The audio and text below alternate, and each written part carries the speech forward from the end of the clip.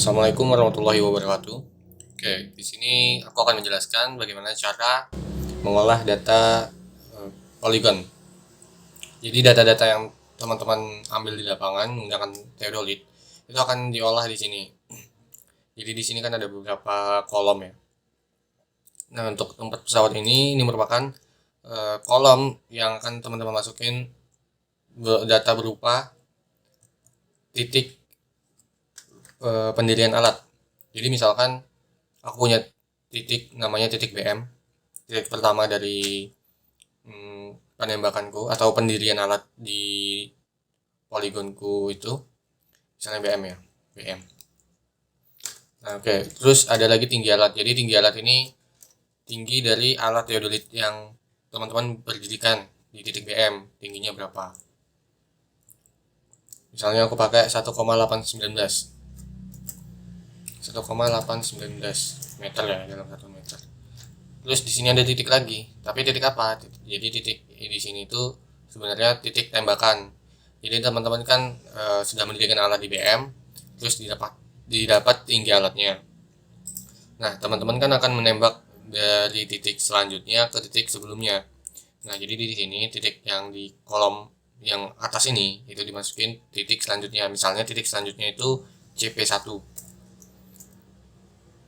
Dan titik sebelumnya itu CP5. Jadi begini ya. Nah, jadi aku nembak dari BM ke CP1, terus didapat benang atasnya berapa dan benang bawahnya berapa. Nah, untuk BM ke CP1 benang atasnya itu dimasukin ke dalam sini, ke kolom yang ini, dan untuk benang bawah itu dimasukkan ke dalam kolom yang ini untuk CP1 ya. Terus kan theodolite-nya diputar ke arah titik sebelumnya CP5. Nah, didapat juga benang atas dan benang bawahnya, lalu dimasukkan ke dalam sini. Contohnya ini. Oke. Nah, di sini kan ada BM, terus ada CP1. Benang atas dari BM ke CP1 itu 1,2 sekian dan benang bawahnya sekian. Nah, di Excel ini di file ini itu sudah dilengkapi dengan rumus. Jadi kan untuk data yang kita peroleh itu kan berupa data benang atas dan benang bawah. Untuk benang tengah itu bisa dicari dengan rumus seperti ini ya. Rumusnya benang atas ditambah benang bawah lalu dibagi 2. Oke. Untuk jarak juga itu benang atas dikurangin benang bawah dikali 100. Terus ini itu sudut yang terbentuk ketika teman-teman nembak dari CP1 ke CP5. Jadi kan teman-teman itu pertama nembak ke azimut, lalu tembak dihitung besarnya azimut di CP1 itu berapa. Oke. Terus on set, terus tembak lagi ke titik sebelumnya, dari titik selanjutnya tembak ke titik sebelumnya, itu didapat sudut dalamnya berapa itu. Jadi untuk di CP1 ini kan karena awalnya ya, karena dari azimut terus di 0 set, maka berarti di sini sudut yang terbentuk itu atau sudut yang kita perlu masukkan itu 0 derajat aja, 0 derajat, 0 menit, 0 detik. Dan ketika theodolite ditembakkan ke CP5, sudut yang terbentuk itu berapa? Nah, dimasukkan ke dalam kolom yang ini. 35 derajat 03 detik 3 menit 7 detik. Jadi begitu ya. Nah, untuk sudut luar itu apa? Sudut luar itu sudut di bagian luarnya. Jadi teman-teman kan nembak dari CP1 ke CP5. Karena sebuah lingkaran penuh itu besarnya 360, jadi untuk mendapatkan sudut luar itu caranya 360 derajat dikurangin dengan sudut dalam. Jadi misalnya ini sudut dalamnya sekian, sudut luarnya sekian, dikurangin ya. Nah, sudut luar itu dimasukkan ke yang bagian atas, yang bagian bawahnya itu 0 derajat. Nah, untuk sudut azimut yang pertama, untuk titik pertama itu dimasukkan secara manual. Jadi teman-teman nembak sudut azimut itu kan di titik awal aja ya. Untuk titik selanjutnya itu nggak perlu. itu bisa dicari dengan rumus, karena poligon di sini tuh yang digunakan itu poligon tertutup, jadi sudut azimutnya itu bisa dicari dengan rumus. Ini dimasukkan berapa, misalnya segini ya. Nah selanjutnya ini sudut vertikalnya teman-teman, itu kan bisa menunjukkan sudut horizontal, bisa juga sudut vertikal. Untuk teodolit itu kan ada dua sudut ya, vertikal horizontal. Nah untuk yang vertikal itu berapa? Nah kalau misalnya datar itu dimasukkan sudutnya itu 90 derajat. Misalnya dari BM ke CP1 itu datar, maka sudut vertikalnya itu juga 90 derajat gitu. Terus ke CP5 itu kalau datar ya udah 90 derajat juga berarti, atau agak dongak ke atas. Kalau teodolitnya dongak ke atas gitu ya, itu berarti kurang dari 90 derajat. Nah kalau teodolit atau teropongnya itu benar-benar mengarah ke atas, sudut yang terbentuk sudut vertikal yang terbentuk itu 0 derajat gitu ya. Jadi kalau ke atas itu 0, mendatar itu 90, ke bawah itu 180 berarti ya. Nah teman-teman isi dari titik pertama ini sampai ke titik terakhir. Misalnya di sini aku pakai 6 titik, ya udah aku masukin 6 titik aja. Kalau misalnya teman-teman dapatnya 7 titik, udah teman-teman bikin lagi sel yang baru. Ini di copy aja nih, copy ya. Ini di blok, terus Ctrl C, terus insert sheet rows. Nah yang ini sama ini itu kan merge ya, itu tarik aja ke bawah. Terus ini rumusnya juga tarik aja ke bawah, pastikan ada tanda plusnya, ini tarik ke bawah. Ini juga begini ya, bukan yang begini, bukan juga yang begini, tapi yang gini. Oke. Nah yang ada rumus-rumusnya itu tarik aja.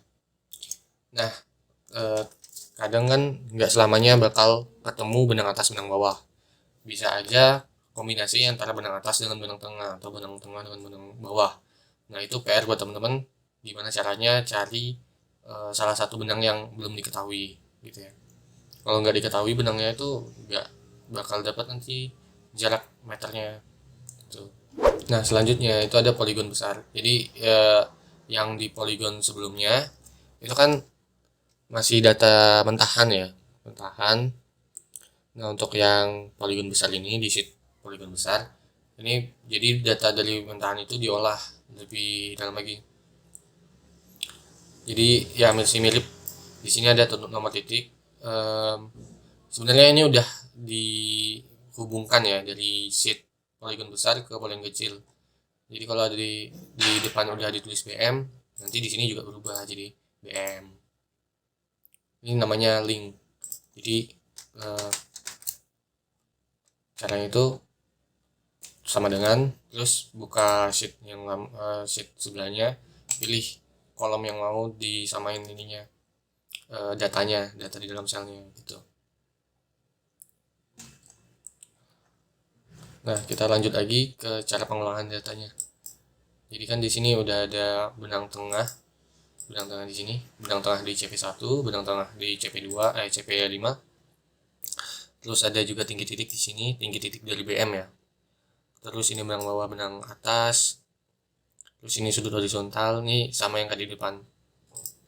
Nah ini sudut vertikal. Sudut vertikalnya itu yang dipakai yang di atasnya aja. Yang dari BM ke CP1 nya aja. Atau dari titik berdirinya alat ke titik selanjutnya. Gitu. Jadi pakai 90. Nah untuk jarak optis itu maksudnya jarak dari muka lensa atau dari teodolit atau alat ke bak ukur, itu yang dimaksud jarak optis. Jadi kalau misalnya teodolitnya itu mengarah ke atas, nah jarak optisnya itu ya jarak dari sisi miringnya. Misalnya kayak gini.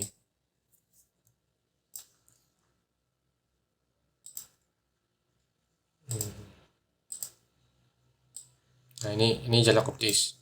Jadi misalnya di titik ini titik alatnya, terus di sini titik baku ukurnya atau rambu ukurnya. Nah, kalau misalnya sudutnya itu enggak datar atau kurang dari 90, jarak optisnya tuh bisa gini. Nah, ini kan lebih panjang harusnya kan ya.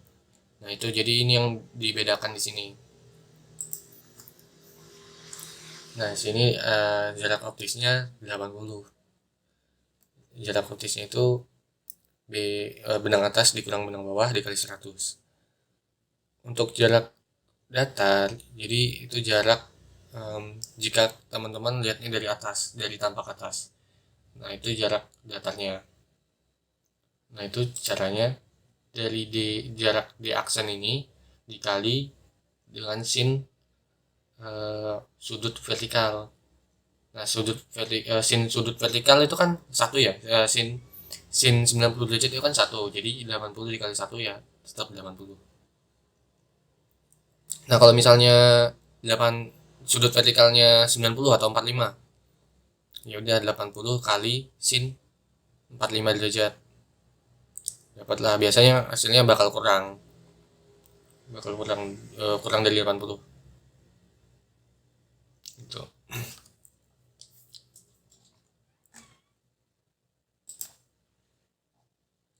Oh iya, ini kalau teman-teman udah ngisi semua ya. Misalnya kayak di sini. Ini kalau teman-teman udah ngisi semua, itu ditotalin dulu sudut sudut dalamnya. Sudut dalamnya itu berapa? Nanti taruh di sini. Sudut dalam itu sudut yang harusnya tercipta ya. Itu cara nyarinya jumlah titik di jumlah titik. Jadi n ini jumlah titik dikurang 2 dikali 180 derajat. Nah, di sini kan ada 6 titik BM, CP1 sampai CMP5. Ada 6 titik. 6 dikurangin 2. Hasilnya 4 dikali 180. Hasilnya 720. Nah, 720 itulah sudut dalam total sudut dalam dari sebuah poligon dengan 6 titik. Harusnya 720 ya.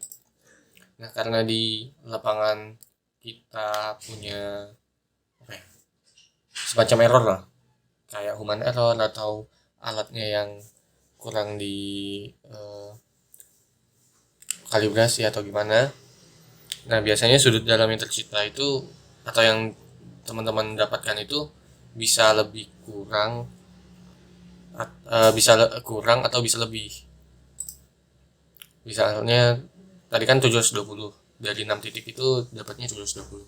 Nah, bisa aja 719 derajat atau 721 derajat. Jadi nggak tepat 720. But it's okay. Ya namanya juga error kan. Nggak apa-apa. Tapi itu punya nilai toleransi. Toleransinya itu besarnya 2 derajat. Jadi misalnya dapatnya kalau di lapangan itu dari sudut dalam ini di total ternyata dapatnya 718. Nggak apa-apa, masih aman. Tapi kalau 717 atau 723, nah itu ada itu nggak bisa sih sebenarnya. Karena nanti hasil penggambaran juga nggak bakal akurat gitu. Nah, ini kalau teman-teman udah ngisi data semuanya di poligon kecil. Nah, terus nanti ini di total hasilnya berapa ditulis di sini. Nah, ini juga sudut vertikalnya berapa, sudut horizontal, sudut sih, jarak optis, jarak datar. Nah, setelah itu teman-teman cari apa ya, selisih bedanya antara sudut sebenarnya yang 720 tadi dengan total sudut dalam yang diperoleh. Misalnya kan di sini ada 719 ya. Jadi 700 total sudut sebenarnya 720 dikurangin 719 ini 719 sekian. Nah, itu caranya itu pakai kalkulator saintifik, bisa ada di Google atau pakai kalkulator fisik kayak Casio. Nah, itu dapatnya berapa? Misalnya di sini aku kan dapatnya segini ya, 0 derajat 39 menit 17 detik. Nah, itu dibagi dengan jumlah titik. Jadi 0 derajat 39 menit sekian detik ini dibagi 6 karena ada 6 titik. Jadi dibagi 6. Kalau misalnya ada 7 titik ya berarti dibagi 7. Nah, ini dibagi 6. Terus taruh di sini. Jadi bakal sama terus di tiap titiknya. Jadi ini faktor koreksi ya. Bisa disebut faktor koreksi dari sudut dalamnya. Nah, setelah itu untuk sudut ini tuh sudut dalam yang telah terkoreksi. Jadi sudut dalam mentah ini ditambah dengan sudut faktor koreksi, taruh di sini. Nah, itu nambahnya itu pakai kalkulator ya, kalkulator lagi. Taruh di sini. Terus di sini lagi. Ini jadi sudut dalam ini tambah ini dapatnya sih. Oke. Jumlahin terus. Nah, itu hasilnya nanti akhirnya itu kalian jumlahin lagi. Jumlahin hasilnya biasanya bakal 720, pokoknya hasilnya itu total sudut sebenarnya 720 atau mungkin bakal lebih 1 detik ya gak apa-apa. Nah, setelah itu kalian bakal cari sudut azimut itu bisa dicari dengan rumus asal udah diketahui satu sudut sebelumnya. Misalnya di titik pertama ya, sudut azimut di titik pertama kita udah dapat 30 derajat sekian, dimasukkan 30 derajat ya, di BM 30 derajat. Terus untuk selanjutnya itu sudut azimut sebelumnya yang ini ditambah dengan 180 derajat dikurangin yang ini, dapatnya di sini. Oke. Nah, untuk titik selanjutnya lagi sudut untuk yang di sini ya, itu sudut sebelumnya yang ini ditambah 180 derajat dikurangin sudut yang ini, dapatnya ini gitu. Itu terus sampai di sini. Di sini itu sudut sebelumnya ini ditambah 180 derajat dikurangin 240, hasilnya ini. Gitu ya. Nah, selanjutnya itu ada koordinat. Jadi teman-teman di sini mengolah data dari data yang didapat itu diolah menjadi koordinat. Itu fungsinya pengolahan data di sini. Untuk memudahkan perkalian itu teman-teman dari satuan derajat menit detik ini diubah jadi desimal ya. Jadi di sini ada menit detik ya, di sini desimal. Nah, terus kan ini ada rumusnya nih. D itu jarak datar tadi. D dikali sin azimut dapat koordinat x. Masih delta x aksen. Ini rata-rata dari 80 ini, rata-rata dari BM ke CP1 dapat 80 dan dari CP1 ke BM. Jadi pengulangan di sini ada BM ke CP1 dapatnya segini, ada dari CP1 ke BM dapatnya segini. Nah, itu dirata-ratain average dikali sin sudut azimut. Nah, jadi kalau di Excel itu untuk perkalian trigonometri itu sudut yang digunakan itu sudut radians. Jadi kalau misalnya teman-teman punya sudut 90 derajat, nah itu harus diubah dulu menjadi radians 90 derajat itu 1,57. Jadi sin dari 90 adalah 1. Oke. Jadi gitu ya. Jadi gak usah pusing kalau di sini ada radians itu apa.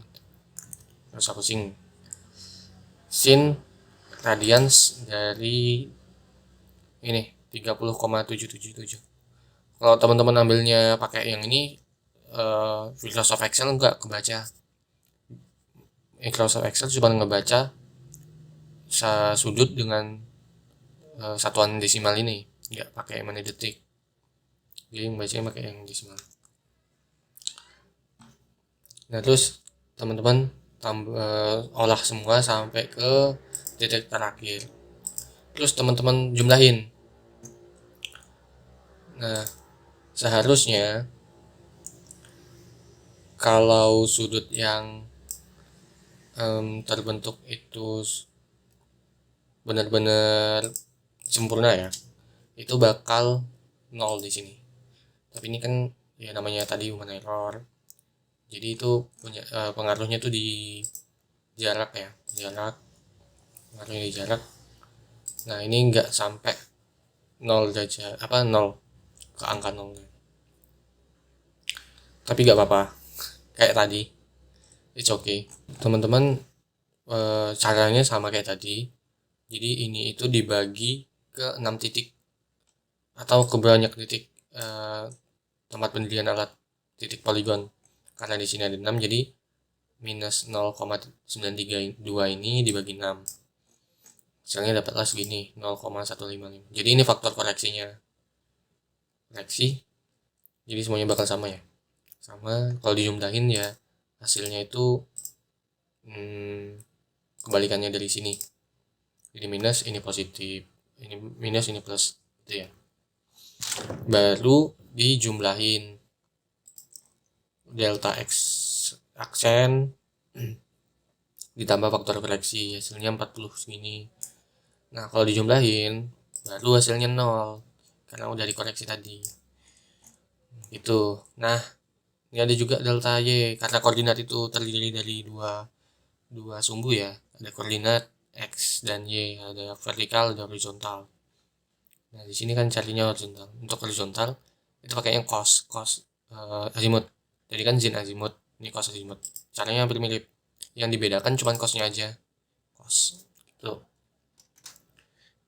dicari hasilnya berapa, selisihnya jumlahin, dapatnya selisih berapa, dibagi banyak titik, dapatnya berapa. Ini ya, dapatnya ini, terus dijumlahin ini jumlah ini, dapatnya segini. Nah kalau jumlahin bakal 0 lagi sebenarnya.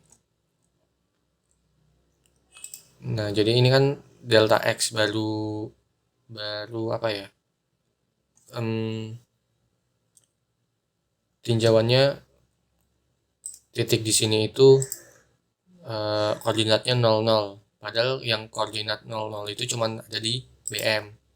Nah untuk mengubah agar CP1 ini berada di koordinat global ya, istilahnya global, itu diolah lagi. Jadi nah di sini sorry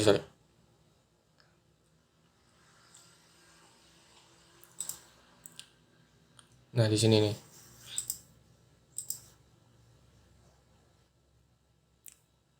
nah ini kan ini tuh 00 ini tuh koordinat dari BM. Ini BM di sini.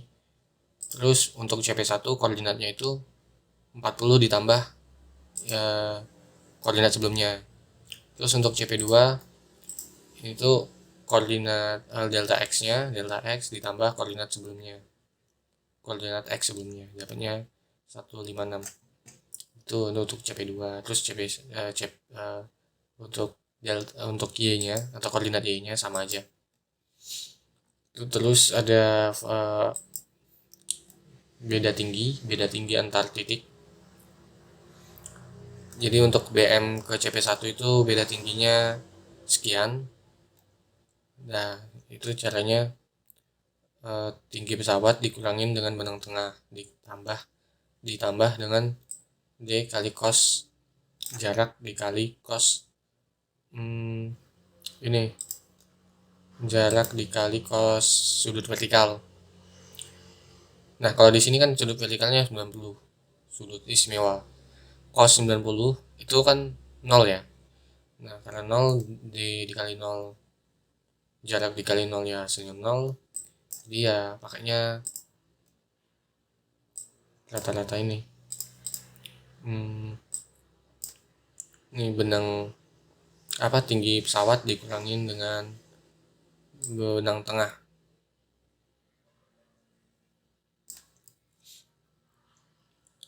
Rata-ratanya lah. Terus dijumlahi diolah sampai habis. Nah, kalau dijumlahin itu kan harusnya kayak tadi, harus mendekati 0 sebenarnya. Karena from error lagi, it's okay. Kita bagi lagi. Kita bikin lagi faktor koreksinya. Jadi ini tuh dibagi 6. Terus faktor delta H ini ditambah faktor koreksi, hasilnya dapat delta H. Ini. Nah, terus kan tinggi titik BM itu 3 meter ya. 3 meter di mana gitu, di atas permukaan laut atau di mana. 3 ini sebagai acuan aja sih. Bisa aja 5 atau 4 gitu. Tapi sini aku pakainya 3. Nah, untuk di CP1 berarti tingginya lebih tinggi daripada daripada BM. Itu cuma ditambahin aja dari dari titik sebelumnya ditambahin dengan beda tinggi. Itu aja. Terus ada lagi namanya pengepasan.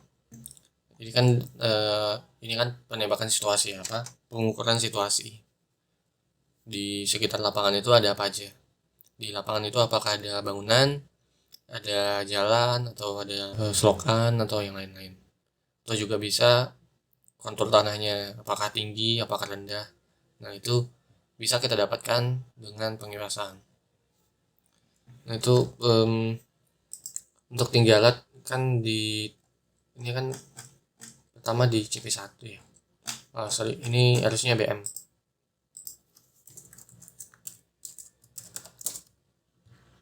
Nah, ini untuk data pengepasan di titik BM. Tinggi alat itu dimasukin dari di sini tadi, tinggal di sini. Terus tinggi titiknya itu dari sini, BM 3 ini. Terus masukin data-data di tiap pengepasan itu dapat apa aja. Terus ada sudut azimut. Pertama kan kosong gini ya. Adanya sudut azimut, terus sudut horizontal, sudut vertikal karena datar pakainya 90 derajat. Nah, terus untuk azimut itu caranya dijumlahin aja sudut horizontal dalam ini. Sudut horizontal ini ditambah dengan sudut azimut. Tambah sampai semua. Terus ada jarak datar dan jarak optis kayak tadi. Terus ada perbedaan tinggi. Ada tinggi titik awal. Titik awal ini jadi tinggi titik ditambah dengan perbedaan tinggi. Nah, didapatlah titik pengepasannya. Misalnya di lapangan tingginya 3,034, artinya kan ini lebih tinggi daripada tinggi pendirian alatnya ini. Terus ini ada keterangan diisi ya. Tuh.